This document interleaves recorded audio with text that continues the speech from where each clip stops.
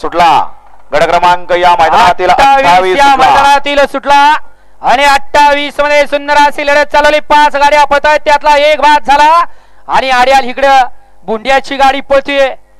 पड्याल तिकडे त्याच्या जोगवडी करेत अतिशय सुंदर आणि शेवटच्या क्षणाला माळेगावच्या छोट्यानं टाप टाकला. या ठिकाणी मयूर शेठ सनस, स्वप्नील शेठ सनस, आरोही गुणावत यांच्याकडून या ठिकाणी सुंदर अशी गाडी पळवली. रायफलची आणि फायरची त्याबद्दल 500 रुपयाचं बक्षीस ड्रायव्हरला आणि समाजजनतेला 500चं बक्षीस आहे.